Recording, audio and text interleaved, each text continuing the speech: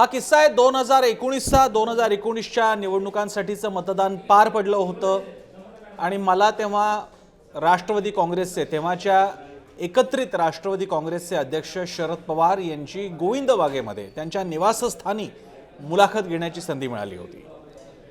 त्यावेळी ईव्हीएमची चर्चा सुद्धा होती जशी ती आज सुद्धा आहे। मात्र एक चर्चा अधिक मोठी होती महाराष्ट्रात, ती म्हणजे भाजपचे नेते चंद्रकांत पाटील यांनी असं विधान केलं होतं की या निवडणुकीत सुप्रिया सुळे हरणार म्हणजे नक्की हरणार आणि ही सीट राष्ट्रवादीकडून जाणार आहे। हा प्रश्न जेव्हा शरद पवारांना मी विचारला तेव्हा शरद पवार म्हणाले होते की जर का सुप्रिया बारामतीतून हरली तर लोकांचा ईव्हीएमवरचा विश्वास उडेल। त्यांचे विधान प्रचंड मोठी बातमी झाली, राष्ट्रीय पातळीला सुद्धा त्याचे तरंग उमटले, जोरदार चर्चा झाली। अर्थात अशा कुठल्याही प्रकारे ईव्हीएमवरनं विश्वास उडायचा काही प्रकार घडला नाही, कारण सुप्रिया सुळे चांगल्या बहुमतासह निवडून आल्या आणि खासदार झाल्या। नमस्कार, मी प्रसन्न जोशी, आपण पाहताय यूट्यूब चॅनलवर पुढारीचा हा खास शो पुढारी न्यूजचा। चर्चा तर होणारच, नेहमीचे विषय, बातमी मागची बातमी किंवा अशी वक्तव्य, घटना, घडामोडी ज्यावर बातमीच्या पलीकडे जाऊन भाष्य करण्याची गरज असते, त्यासाठीच आपला कार्यक्रम म्हणजे चर्चा तर होणारच। आणि आजचा विषय बारामतीशी संदर्भात आहे।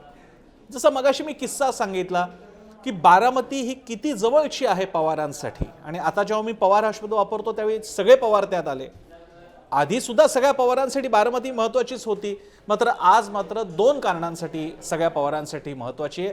दुर्दैवानं म्हणावं लागेल की पवारांमध्ये जी एक राजकीय दरी तयार झालेली आहे, एक अजित पवारांना मानणारे पवार आहेत, शरद पवारांना मानणारे पवार आहेत, आणि या दोघांचाही बारामतीवर सध्या दावा आहे।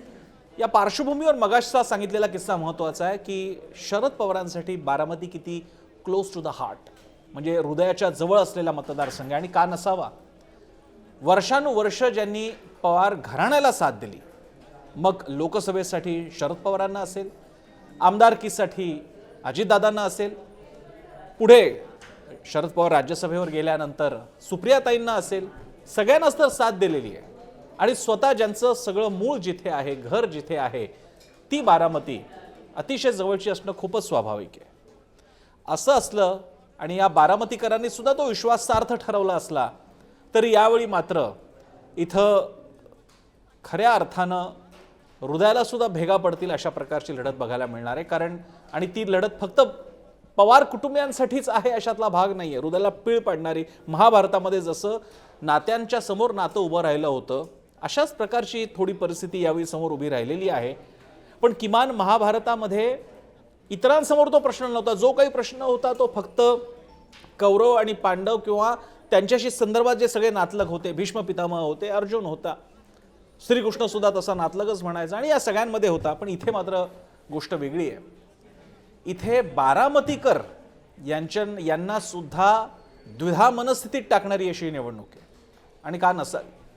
एकीकडे सुनेत्राताई उभ्या आहेत, सुनेत्रा पवार वहिनीसाहेब म्हणून ओळखल्या जातात, अजितदादांच्या सुविद्य पत्नी, आणि दुसरीकडे ताई आहेत सुप्रिया सुळे, त्या गेल्या 3 टर्म्सपासून बारामतीचं प्रतिनिधित्व करतायत।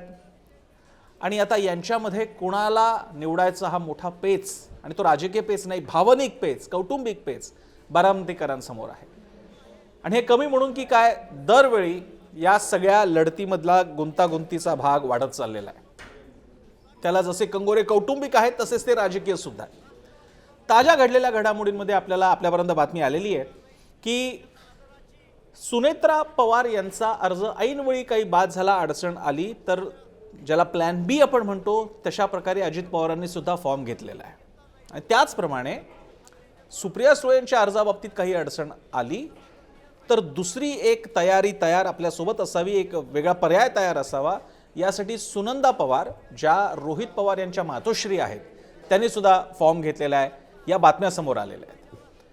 त्यामुळे आधीच 2 पवार एकाच ठिकाणावरून उभे राहिल्यामुळे जो काही पेच कमी होता, आता त्यामध्ये कुटुंबातले आणखी सदस्य सुद्धा येऊ लागलेले आहेत। खरं तर हे सदस्य यापूर्वी सुद्धा येत होते, म्हणजे जेव्हा प्रचार सुरू झाला तेव्हा अजितदादांचे अगदी सख्खे बंधू असतील ते सुद्धा विरोधात उभे ठाकले, पवार घराण्यातले अन्य मंडळी असतील त्यांच्यामध्ये सुद्धा कोणी अजित पवारांच्या बाजूने, कोणी शरद पवारांच्या बाजूने। या बाबतीत मात्र पवार घराण्यातल्या ज्या विविध शाखा आहेत त्यांनी मात्र शरद पवारांच्या सोबत उभं राहण्याची भूमिका घेतली।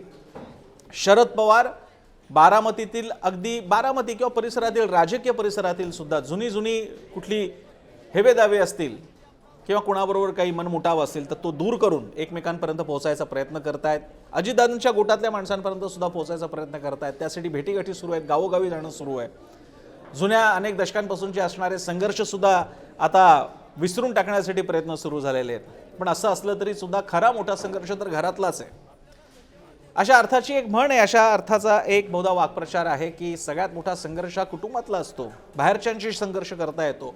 पण आता मात्र असं झालेलं आहे की समोरच्यांशीच ज्यांच्याशी संघर्ष करायचा ते घरातले आहेत। जेव्हा असं विधान केलं जातं की कोणी बाहेरून आलेलं आहे, कोणी मूळचे पवार आहेत, बाहेरून आलेल्यांना कशाला मत देता, त्यावेळी बारामतीकरांसमोर हा खरंच पेच अधिक मोठा होतो।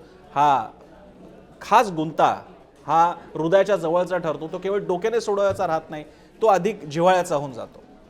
अजित पवारांनी तर इथपर्यंत त्यांनी वक्तव्य केलेलं आहे की दोन ठिकाणच्या सभांमध्ये जाऊ नका। त्यांनी आपल्या कार्यकर्त्यांशी बोलताना असं म्हटलं की दोन ठिकाणच्या सभांना जाऊ नका। त्यांचा हेतू सांगण्याचा असा होता की सुप्रिया सुळे किंवा शरद पवारांच्या फक्त बैठकांना जाऊ नका किंवा त्यांच्या इकडे जात आहे तसं जाऊ नका, तुम्ही फक्त आपल्या इकडेच राहा, असंही सांगायची वेळ आलेली आहे। इतका द्विधा मनस्थितीमध्ये सध्या बारामतीतले कार्यकर्ते। कधी अजित पवारांकडनं कोण कुठून बाहेर आलेला आहे, कोण आता पवार आहे कोण नाही आहे, अशा स्वरूपाचं विधान होत आहे। कधी शरद पवार सुद्धा सांगतायत की पवार तर हवेतच, मात्र मूळचे हवेत, बाहेरून आलेले नको। त्यामुळे मग सुनेत्रा वहिनींना त्या भाऊक होतात, त्यांना कदाचित शब्द त्यावेळी सुचत नाही, हेही आपण पाहिलं आणि स्वाभाविक आहे। कदाचित मनाला त्रास देणारं असं विधान ठरतं जेव्हा ज्या घरात आपण अनेक वर्षांपासून आता आलेलो आहोत, इकडे सून म्हणून आल्यानंतर अजूनही आपण वेगळे वाटतो का? पण आज प्रश्न सुप्रिया सुळेंसाठी सुद्धा आहे की केवळ लग्न झाल्यामुळे आपण परके होतो का? पण या सगळ्यामध्ये बारामतीकरांसमोर मात्र मोठा पेच प्रसंग उभा राहिलेला आहे की पवारांना तर निवडायचे, पण कोणत्या पवारांना? काही जणांच्या मनातली स्थिती अशी आहे की डोक्यात अजितदादा आहेत, हृदयात शरद पवार आहेत, पर्यायानं सुप्रिया सुळे। काहींच्या डोक्यात सुप्रिया सुळे आहेत पण मनामध्ये अजितदादा आहेत। जेव्हा पुढारी न्यूजच्या मुद्दा लोकसभेच्या या कार्यक्रमासाठी मला बारामतीत जाता आलं त्यावेळी हा दुभंग मला प्रकर्षानं जाणवला। शरद पवारांनी गेल्या जवळपास 4-5 दशकांमध्ये बारामतीमध्ये स्वतःच्या राजकारणाचं एक जाळं विणलं, विकासाचं सुद्धा जाळं विणलं। मात्र ते पुढे घेऊन जाताना तिथे राबले ते अजित पवार, त्यांचंही नेटवर्क आहे। आधीची फळी हळूहळू अस्ता लागली किंवा बाजूला झाली आणि मग पुढची जी फळी आली, पुढचे जे कार्यकर्ते आले ते सगळे अजितदादांचे होते। अजितदादांनी त्यांना पदांवरती नेमलं, त्यांना सुद्धा रसद पुरवली, त्यांना शक्ती दिली, ताकद दिली आणि याच्यातून अजितदादांचं एक नेटवर्क तिकडे तयार झालेलं आहे। आणि आत्ता स्थिती अशी आहे बारामतीमध्ये की एकाच घरामध्ये कदाचित नवी पिढी अजितदादांच्या बाजूने आहे, जुने जाणते मात्र शरद पवारांच्या बाजूने आहेत। आणि काही वेळा तर असंही नाही, काही वेळा तर नवी पिढी सुद्धा, आत्ताचे तरुण सुद्धा शरद पवारांच्या बाजूने आहेत। आणि याला एक कारण आहे, निवडणुका ज्या प्रकारे आपण जितक्या विशेषतः शहरी मानसिकतेतून बघितलं तर आपण केवळ डोक्याने विचार करतो, पण ग्रामीण भागामध्ये नाती गोती, पाहुणे रावळे, एकमेकांमध्ये असलेले भावनिक बंध या सगळ्याचा खूप विचार होतो। अनेकदा केवळ या भावनिक राजकारणामुळेच एकेका कुटुंबाची, त्यांच्या पाहुण्या रावळ्यांची, अख्ख्या वाडी वस्तीची मिळून हजारो मतं असतात, शेकडो मतं असतात जी खूप महत्त्वाची ठरतात। इथे तर बारामती आहे, इथे फक्त पवार कुटुंब नाही तर पवारांना जोडलेले अनेक कुटुंब आहेत। आणि प्रश्न असणार आहे की सुनेत्राताई का सुप्रियाताई, वहिनी साहेब का ताई साहेब? आणि आता या बाबतीत बारामतीकर कसा निर्णय घेणार हे मात्र बघावं लागेल। एक मात्र इकडे सांगता येईल, सुरुवातीच्या टप्प्यामध्ये जेवढं वाटलं होतं की ही बारामतीची निवडणूक सुप्रिया सुळेंच्या हातून जवळपास निघालेली आहे, गेलेली आहे, निघालेली म्हणजे गेलेली आहे, अवघड झालेली आहे, जवळपास सीट हातातून गेलेली आहे, ते चित्र गेल्या काही काळामध्ये टप्प्याटप्प्याने बदलत गेलं, हेही खरं आहे। शरद पवारांनी लावलेला जोर, भेटीगाठींवरती त्यांनी दिलेला जोर, एकीकडे अजित पवारांचा करिश्मा काम आहे हे नक्कीच आहे, पण शरद पवारांनी तिकडे स्वतःचं नाव पणाला लावल्यामुळे बारामतीकर सुद्धा आता शरद पवारांना साथ देत आहेत आणि त्याला आणखी एक कंगोरा आहे। अजित पवारांबद्दल मनात राग नाहीये, असेल तर खंत आहे आणि दुःख आहे की दोन पक्ष तयार झाले, एकाच घरामध्ये दोन राजकीय पार्ट्या तयार झाल्या, याची खंत आहे। अजित पवारांच्या विरोधात राग नाहीये, एका गोष्टीचा मात्र राग आहे, हे ज्या राजकीय परिस्थितीमध्ये झालं बारामतीमध्ये, पवार कुटुंबामधला राजकीय दुभंग, राष्ट्रवादी काँग्रेसमधला राजकीय दुभंग, तो ज्या राजकीय कारणामुळे झाला, भारतीय जनता पक्ष, शिवसेना आणि राष्ट्रवादी यांची जी काही आता एक महायुती बनलेली आहे त्यातला भाजपचा रोल हा मात्र तिथल्या लोकांना तुलनेनं भावलाय का असा प्रश्न पडतो. भाजपच्या अखत्यारीतील नेतृत्वाखालील अजित पवारांची राष्ट्रवादी काँग्रेस विरुद्ध शरद पवारांची राष्ट्रवादी काँग्रेस शरदचंद्र पवार अशा प्रकारे तिकडचे लोक बघतात असं किमान माझं तिकडे गेल्यावरचे निरीक्षण आहे. आणि त्यामुळे अजित पवारांबद्दल राग नाही आहे, अजित पवारांची महत्वाकांक्षा सुद्धा त्यांना मान्य आहे. सुनेत्राताईंबद्दल तर काही मुद्दाच नाही, त्यांचं काम आजचं नाही आहे, त्या काही केवळ आज निवडणुकीपुरता समोर आल्यात म्हणून त्यांचं नाव पुढे अशातला भाग नाही. त्यांची तिकडे NGO आहे, सामाजिक कार्य आहे, पर्यावरण क्षेत्रातलं काम आहे आणि तशी त्यांनी संघटना सुद्धा बांधलेली आहे. अजित पवारांचं सगळं बॅकएंड म्हणून सुनेत्राताई काम करत आलेले आहेत, त्यामुळे तो काही प्रश्न नाही आहे. मी असं म्हणालो तसं बारामतीकरांसमोर तो मुद्दा नाही आहे. पवार फॅमिलीबद्दल यांना निवडायचं का त्यांना निवडायचं. अजित पवार आणि राष्ट्रवादी काँग्रेस जी भाजप महायुतीसोबत आहे, शरद पवार जे या वयामध्ये मग पक्ष फुटलेला आहे, कुटुंबामध्ये आता एक प्रकारचा राजकीय भेद आणि पक्ष घेऊन पुढे जात आहेत आणि सुप्रिया सुळेंसाठी आता मैदानात उतरलेले, याचं जे एक भावनिक राजकारण तयार होतं ते मात्र आता शरद पवारांच्या बाजूने झुकतंय की काय असं वाटण्यासारखी परिस्थिती आहे. अर्थात असं असलं तरी राष्ट्रवादी काँग्रेस मूळ आणि राष्ट्रवादी काँग्रेस शरदचंद्र पवार यांना बारामती सुटणं हातातून सुटणं कोणालाही परवडणारं नाही. आणि म्हणून सुनेत्रा पवार यांचं परवाचं विधान, नुकतंच झालेलं विधान फार इंटरेस्टिंग आहे.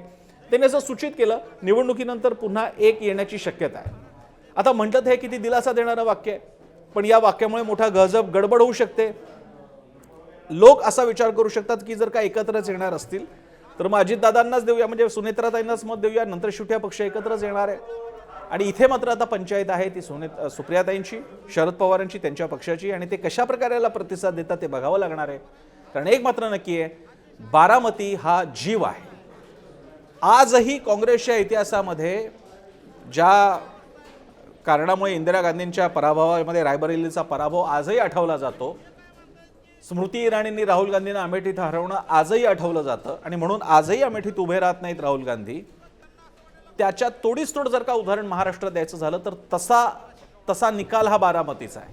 महाराष्ट्रातले सगळे निकाल एका बाजूला, देशातले सगळे निकाल एका बाजूला आणि बारामतीचा निकाल एका बाजूला. जी बारामती जिंकण्यासाठी 2014 पासून 19 पासून भाजपचे अनेक नेत्यांनी वेळोवेळी जाहीर भाषणं केलेली आहेत. बारामती यावेळी गेलीच पवारांच्यातून असं म्हटलेलं आहे. त्या बारामतीसाठी आता शरद पवारांनी सुद्धा शड्डू ठोकलेला आहे, महायुती सुद्धा दावेदार आहे. राष्ट्रवादी काँग्रेसमध्ये अजित पवारांना राष्ट्रवादी पक्षावर आणि मूळ ज्या राष्ट्रवादीचा आत्मा जिथं आहे त्या बारामतीवर आपलं वर्चस्व हे दाखवून देण्यासाठी त्यांना सुद्धा जिंकायची आहे. आणि शरद पवारांच्या राजकीय वर्चस्वाला छेद देण्यासाठी भाजपची पण इच्छा आहे की ही जागा शरद पवारांच्या हातातून जाऊन अजित पवारांकडे यावी. आता यामध्ये बारामतीकर काय करणार ते मात्र कळण्यासाठी आपल्याला 4 जूनपर्यंत वाट पाहावी लागेल. तुर्तास या राजकारणामध्ये, निवडणुकीच्या राजकारणामध्ये भावनेचा ओलावा कुठेतरी जातोय असं वाटत असताना महाराष्ट्रातली बहुधा ही एकमेव निवडणूक असेल की जी कौटुंबिक आणि सामाजिक या दोन्ही पातळीला भावनिक हिंदोळ्यांवरती असणारी निवडणूक असणार आहे. एका इतर ठिकाणी रक्त आणि घाम असेल तर इथे अश्रू सुद्धा पणाला लागलेले आहेत आणि त्याचं दान काय मिळतं ते 4 जूनला आपल्याला कळेल. तुर्तास हा मुद्दा चर्चेचा होता, त्यामुळे चर्चा तर झालेलीच आहे. बारामतीचं काय होतंय त्यासाठी वाट बघूया. पण असेच विषय आहेत. तुम्हाला जर काय ह्याच्याबद्दल काही वाटत असतील मुद्दे तर तुमच्या कमेंट्स या व्हिडिओच्या खाली येऊ द्यात. मला सुद्धा जाणून घ्यायला आवडतील तुमचे कोणते मुद्दे यामध्ये आपल्याला ॲड करता आले असते किंवा कोणता मुद्दा आणखी वेगळ्या प्रकारे सांगता आला असता जरूर सांगा. सोशल मीडियावर आम्ही आहोतच, आम्हाला फॉलो करा आणि पाहत राहा पुढारी न्यूज.